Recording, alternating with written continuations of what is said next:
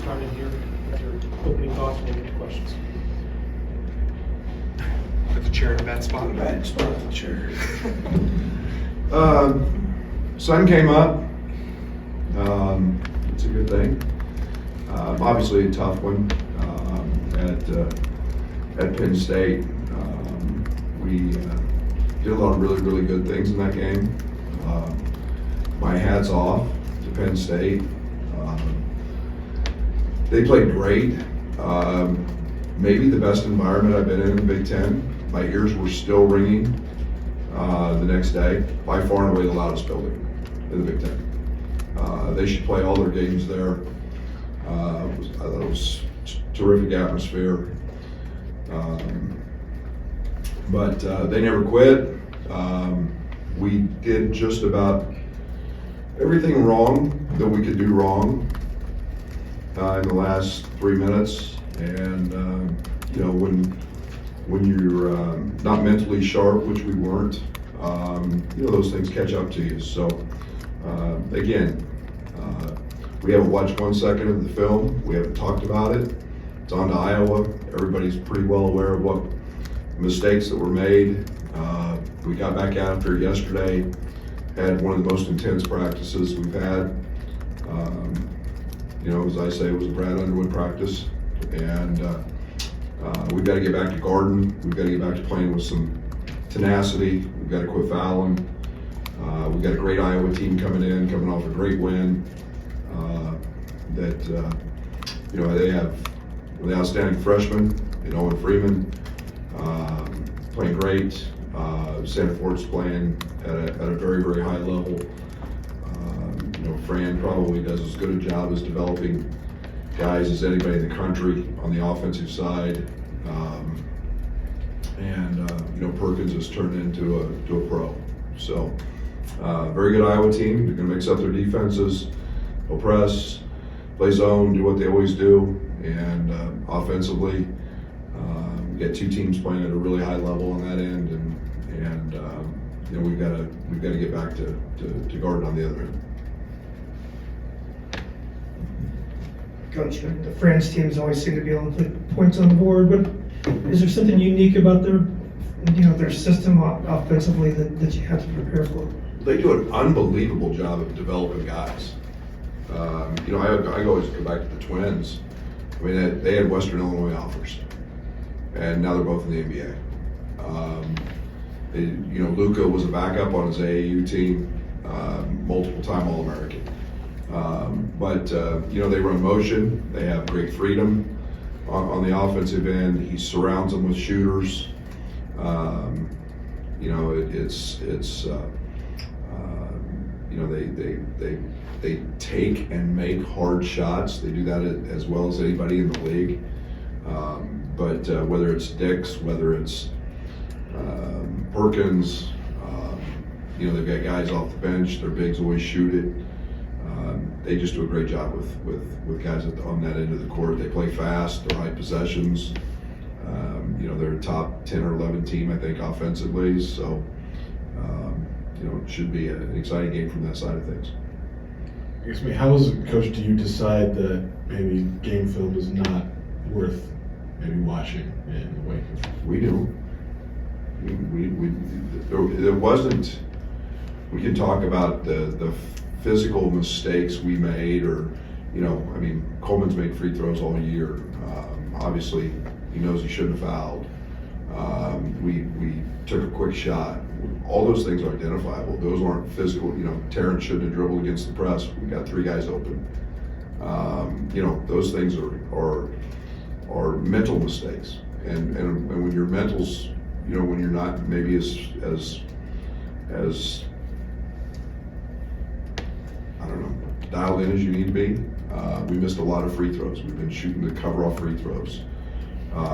You know, there was just, you know, there was no need, you know, and I was more disappointed, and we just got to stop on the first possession, and they scored 8 straight.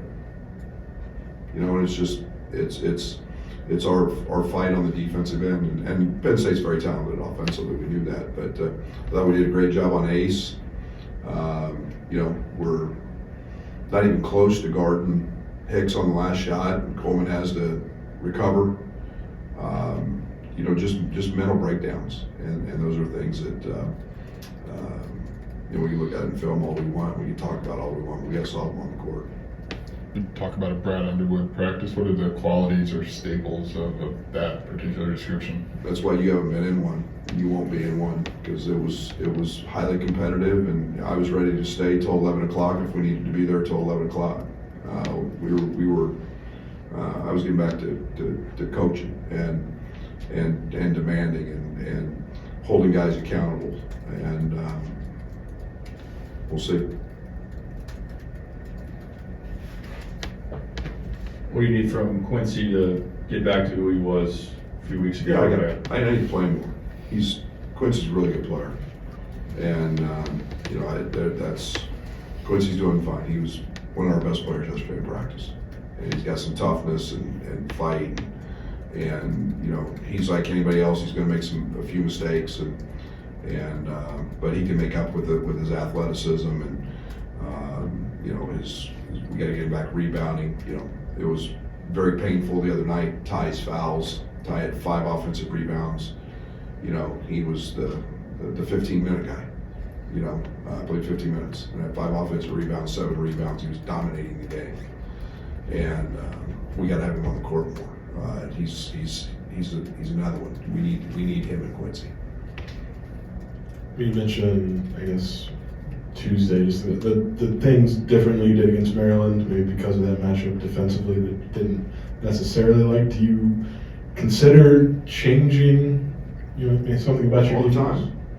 But again, you've got to have a team that mentally can handle change.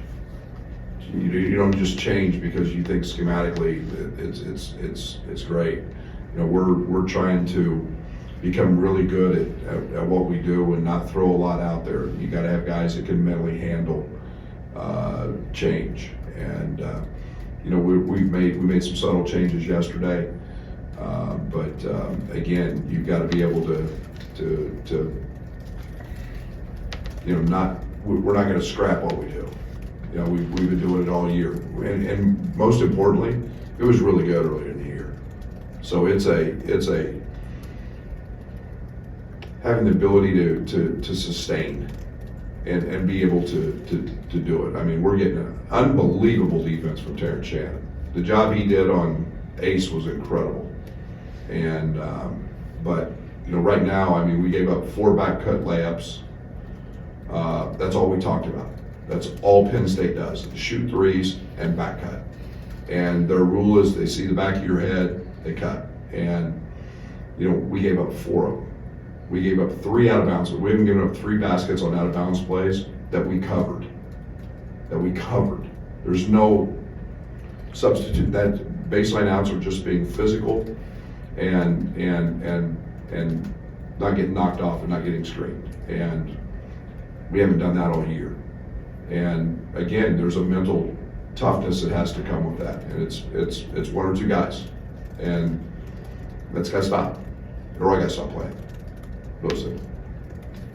What do you think of the minutes Dre and Amani were able to provide you off the bench on Wednesday? Yeah, probably should have played more. Should have played more. They're earning the right. Draven's been a very, very consistent worker throughout. He's been playing hard. He hasn't shot the ball great yet. We see it every day in practice, but he made a great drive. And then defensively, he's just, you know, he's got Trent-like characteristics in terms of not getting screened and being athletic and able to recover. You know, Amani's a stump. You know, he's got really strong lower base. He doesn't get backed up. He makes tough, hard-nosed plays. He had great play in the first half, and you know, I love that aspect of it. And he's just starting to kind of get back from his injury and being out a month. And but I thought both those guys were great. Obviously, very familiar with Owen Freeman, kid from the state of Illinois. Are you surprised at all by the freshman season that he's having? And has there been a better freshman big man in the conference?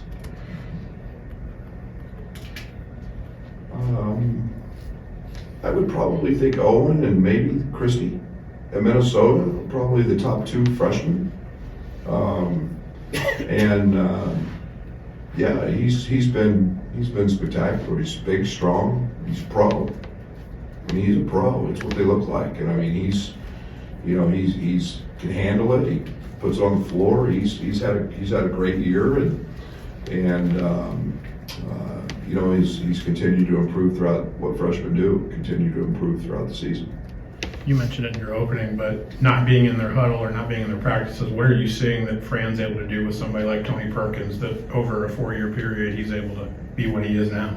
Yeah, it's a tribute to the kid. I mean, he just continues to work and get better. I mean, there was a kid who was a wing player that he's moved to the point, and he's an efficient shooter. He's a strong ball handler. He's a really good decision maker. He's an effective defender.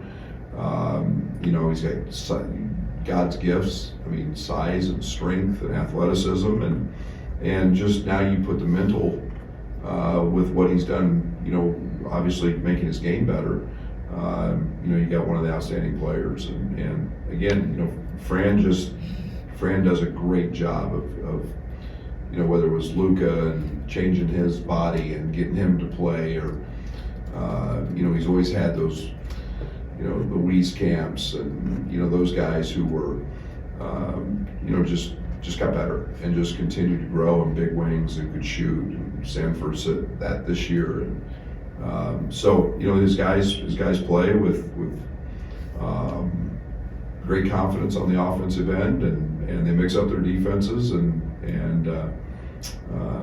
they've gotten better. Did the timeline of like maybe when Amani was dealing with the injury and like the chunk he missed, what kind of impact could that maybe have on a freshman's development, just to maybe miss time this year? Yeah, well, anytime a freshman misses development, especially when you're getting, he was on the cusp of, we played him early, and that's okay. Those are opportunities to get your feet wet, but real game stuff, and you got to go through some of the trials and tribulations of what I call real games, that are like opponents and battles, and it's one thing to do it in practice, it's another thing to do it in games and carry scouting report over and do it in front of fans and hostile environments, and so it was never easy for him. That's hard. He's a very cerebral kid. I think he's a guy that's ultra competitive. He's got a nasty side to him, which our team needs, and I love. And so it's nice to get that back, but it was unfortunate because he was in a position to really start helping us. He played multiple spots, the 4 and the 5, and but I like the fact we can have him back as we head into March. Marcus has mentioned that this is the last ride for a lot of guys in that locker room, and that there is no next year. Do you hope that urgency comes through defensively and particularly in terms of the grit and what you need to show? I hope so. Yeah. I hope so.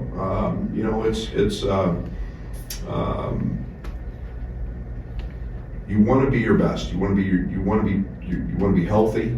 You want to be tough, and you want to be together as you move forward in this time of year. And you hope that those guys are ready to fight. It's a long season. It's a long grind. You're not going to be your best every single night. You can look around, and there was a lot of upsets this week. There's a lot of upsets every night. That's college basketball. I don't think we have a top tier anymore in college basketball. I think those are all done, and I think NILs and the transfer portals ruined that. I think it's leveled everything out. And but you hope that your guys with experience and age, and I know our guys in that locker room, what they stand for, and so it's getting to be that time, and now we got to find that dial, and we got to get it amped up on the defensive side, and our sustainability, our toughness, our fight, our nasty has to start coming out. I keep going back to what you said after the game, which is our mentality is wrong. And so from that perspective, is the Penn State loss maybe the best thing that could have happened, at least from your seat? Because from mine, it's freaking great. I mean, it would seem like you could It say is to great. guys, okay, we did it your way, now we're going to do it mine. We lost a game at Texas A&M Corpus Christi when I was at Stephen F. Austin, and I was blessed. It was my only loss.